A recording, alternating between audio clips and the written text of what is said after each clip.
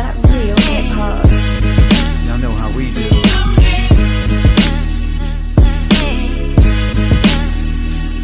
You're listening to Philly's own Matthias, aka Mr. 16 Bars, that real hip hop. We try to tell people that Philly is a special breed. They hate to see us on top, they hate to see us on. They hate to see us come up, they hate we on. They hate the moves that we make because it's made to break them. We give them knowledge on tracks and hope our words can save them. I guess it's hard to give props when you know you lesser. So we right on your heels, I hope you feel the pressure. Rappers taking a roll, my shoes will never fit them. Before you come at a king, I let my soldiers. Never fart in an empty elevator. That's a veteran mistake.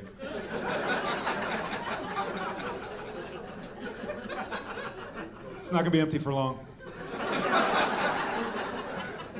And you know that.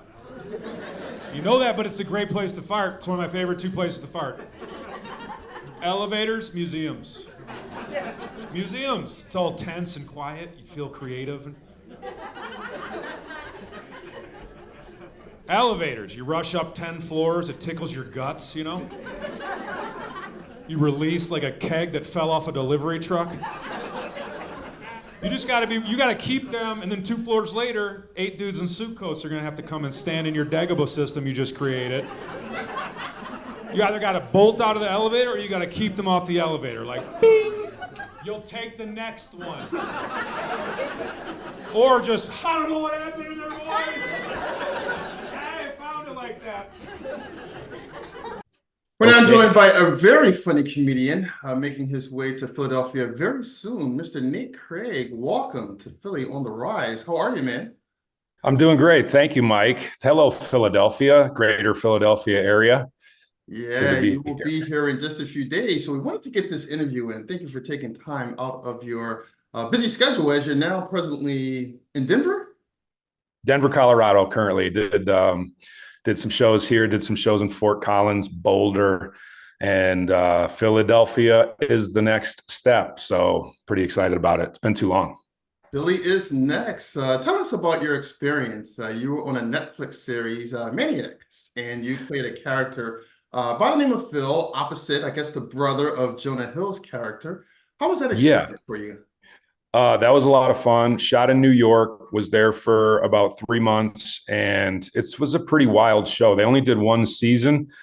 It's for people who are fans of, it's kind of a sci-fi thriller. It's got tons of people that you know. It's got Gabriel Byrne and Emma Stone and, you know, tons of people in it. I got to work with Sally Field for a day. It was that kind of show, and I was just happy to be there, Mike. Understood. You mentioned that it's 1 season. Is it still on Netflix now, though? Can we easily? Oh, for sure. Yeah, they were way over budget, so they're not getting that off the platform anytime soon. They're trying to make sure that people watch that forever. But it's pretty great. I think, if I'm honest, like, if people want to check out that show, it starts a little slow, but the last half of this, it's like 10 episodes. I'm in about half of them. And it's basically these Emma Stone and Jonah Hill are in like a drug trial, and their real lives are transported to their kind of subconscious. So it's like all these different worlds are created, and they're kind of correspond to like genres of television. So there's like, you know, there's like a Departed episode. There's, like a My Blue Heaven episode. There's all kinds of different. There's like a Hobbit kind of world, like where they're like science. It's all over the place. It's like she's an elf in 1 episode. It's crazy, dude. So yeah, I was happy to be in that. It was fun. It was a wild experience, and I hope I get to do it again. Season 2 someday. 2. It's on the way. At some point, it's on the way. Nate, you have been a very successful comedian. You toured nationally, you tour internationally, you also do quite a few other things. But tell us, what was life like for you before comedy? I mean, Mike, I've been doing it long enough that I almost don't remember that. High school, I started in college. So college and high school, and then stand-up's been the rest of the time. I kind of like grew up in Wisconsin. I mean, I was just a bumbling idiot, a bumbling drunk idiot. for my later childhood. And then eventually I thought stand-up comedy looked cool, and I decided I should be doing it for some reason. And, it worked out. So, but I don't know, a lot of funny friends, a lot of lost evenings, a lot of mushrooms, fair to say, a lot of losing my mind in, the right and wrong direction, and a couple arrests, and then stand-up comedy became part of the equation. So, and I guess it almost kind of saved your life, if you will. I mean, you go from doing mushrooms to being arrested to doing stand-up comedy. Did it kind of work out? Sure. Yeah. We can pretend I didn't grow up that rough, but no, we can. It's definitely become something I focus on a lot. I mean, I like to think things got better, but I got kicked out of a bar in Fort Collins this last weekend. So I don't know. Now, what happened in Fort Collins? Were you doing something crazy in order to get kicked out? Look, Mike, I don't want to say how old I am, but I'm too old to be getting kicked out of bars. Okay. And I honestly, I don't think I was doing anything. My friends came up they live within the area of Fort Collins, about an hour outside of Denver. They live in Denver. They live in Colorado Springs. They came in, they got a hotel. We're damn near elderly at this point, Mike. And we were just trying to have a pitcher of beer and then go get a slice of pizza and remember the old days. And I don't know, I walked up to the bar, maybe too loud or something. There was like a guy there he was older than us. We weren't the oldest people in the bar. I mean, and I was wearing a backpack. Okay.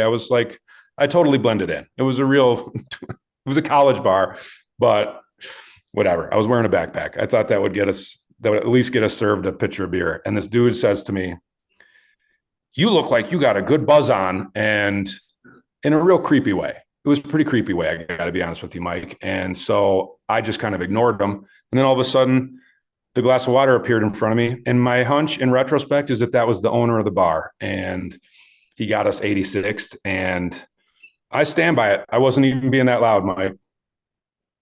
Wow. So, okay. So I quite frankly, I don't like your accusations. I did not deserve to be kicked out of that bar.